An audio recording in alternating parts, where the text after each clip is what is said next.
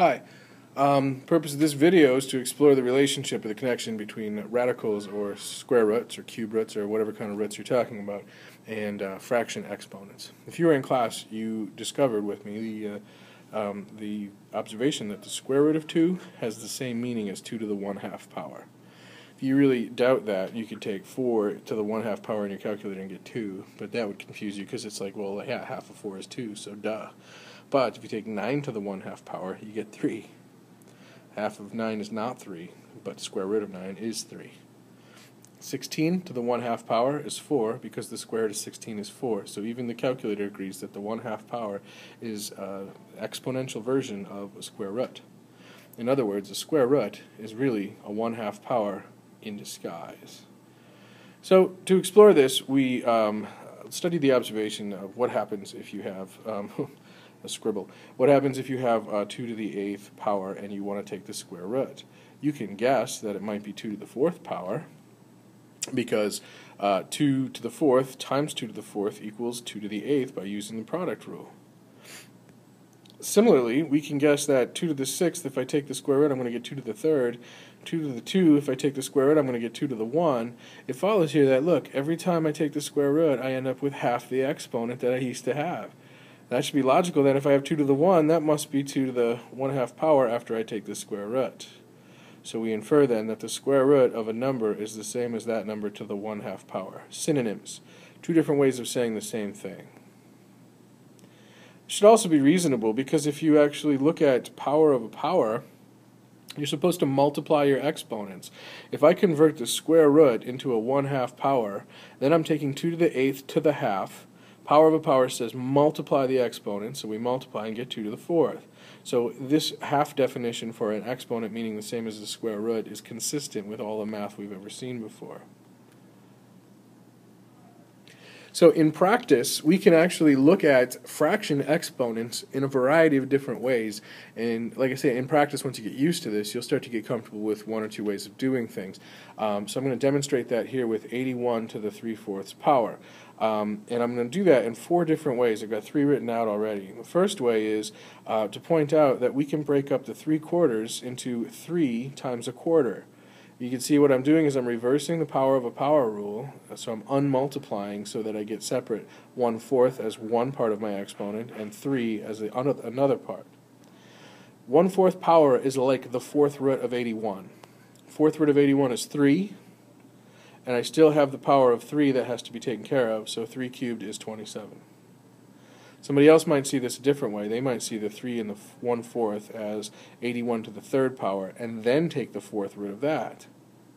If you do that, you get a very large number, 531,441, and we take that to the 1/4 power. We'd have to use a calculator or infer that if you multiply 27 by itself 4 times, you get that number. So that is, in fact, the 4th root of 55, that big number.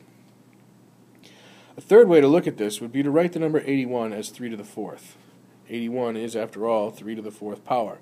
Now, once again, I've got 3/4 times 4 because power of a power, and that gives us 3 to the 3rd power, or 27. So no matter how you slice it, we always end up with the same result. We could think about it in kind of a weird logical way, that 81 is 4 factors of 3's, and I want 3 out of the 4 total factors that make up the number 81. And that's why I get 27. So in practice, we can use the same arguments over and over and over again. Essentially what I do is I look at each exponent as a code. It's giving me different instructions, the 2 and the 1/3. I like to make my numbers smaller, so I take 27 to the 1/3. That's the cube root of 27, which is 3, and then I square the result, and I get 9. Looking at it logically, 2/3 of the factors that make up 27, there's 2 different 3's out of the 3 total 3's, so that's 2 out of 3, and that gives me the 9. In this situation, I have 5/3, and so the 1/3 is the same as a cube root, and the 5 is the same as the 5th power. So I'm going to take the cube root of negative 64. I'm nervous about that negative, but I'm going to take a guess that negative 4 is in fact the cube root of negative 64. Just to be sure, I'm going to multiply negative 4 times negative 4 times negative 4. The first two multiply to give me positive 16. 16 times a negative 4 does in fact equal negative 64. So I know I have the right cube root, and I know I keep it negative. For the same reason, because 5 is an odd-numbered power, I'm going to have the negatives cancel, uncancel, cancel, and then uncancel again. So I end up with a negative 1024. Down over here, we have the same kind of number. The only difference is this was negative 64 to an odd-numbered power, and I got a negative large number. This, on the other hand, is 64 to the negative 5/3. So I'm going to be taking 1 divided by a very large number.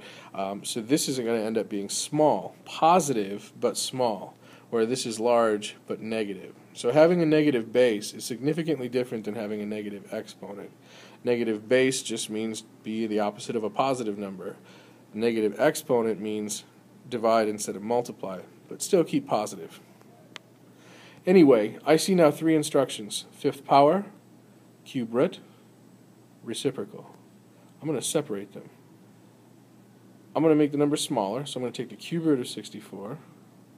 Then I'm going to take that to the fifth power. Then I'm going to reciprocate it. That's 1024. Last but not least, negative 64. You take the 3/2 power is really the square root of negative 64 cubed. So a wise student would say you can't take the square root of a negative number. We're even wiser than that.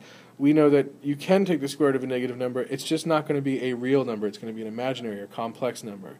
So the square root of 64 is actually 8i. And we're going to take 8i and cube it using power of a power. So we really have 8 cubed I cubed. I think it's 510 or 504, so I don't know, some weird number times I cubed. And there's more ways to simplify this, but I just wanted to get to the point of taking square roots of negative numbers. You have to be a little cautious. Taking cube roots of negative numbers, on the other hand, is totally doable. Just keep the number negative and you'll be fine. Just to make sure I'm doing all my work right, I'm definitely going to use technology. I've got the graphing calculator. I'm going to use it. So I checked the first one, I got 9. Checked the second one, I got negative 1024. This one, I put it in, this number I didn't understand, so I converted it to a fraction with my calculator. Got 1 over 1024, which is exactly what I wanted it to be. And here, I got error, but I just wanted to make sure that I took the 64 to the 3/2 right, and I got 512, which is in fact 4 cubed, or sorry, 8 cubed. 8 cubed is 512. Just for some calculators, there's some things that have to be done. No matter which calculator you use, if you have a negative base and you want to raise it to a power, you have to use parentheses. Otherwise, your calculator will take 64 to the 5/3 and then make it negative. That's not what we want. We want to take the negative 64 to the 5/3 power. So we use parentheses to ensure the negative is included with the base. Now, in this calculator, I don't need parentheses in the exponent because my calculator has a syntax that understands exponential versus regular numbers. Older TI models don't have this feature, so we have to put fraction parentheses around our exponents if they are fractions. So it's a good habit to put all your fraction exponents in parentheses, whether you have an older or newer model, just to avoid the kind of confusion that could occur. Either way, you should think about your numbers. Just because you're using a calculator doesn't mean you're always going to get the right answer. Anyway, another thing is, just because we have an answer and we check it with a calculator doesn't mean we understand. I just thought it would take a while to comprehend this a little bit. 5/3 is really 1 2/3. So what do we do when we have a bigger power? If this was the second power, then I would take 2 whole sets of bases times themselves. But I want 1 whole base and then 2/3 of a base. So that would look like this. We've got 1 whole base and then 2/3 of a base. So really it's 4 to the 5th power, which ends up being 1024. Then I just take that to the negative 1 to get the reciprocal at the end. So when you do the work here, make sure you're thinking while you're working, and make sure that you're checking your answers, because you might find you're making mistakes and you don't notice. You'll catch them if you actually do take the time to think. So have a great day, weekend, life, whatever it is, and we'll talk to you soon.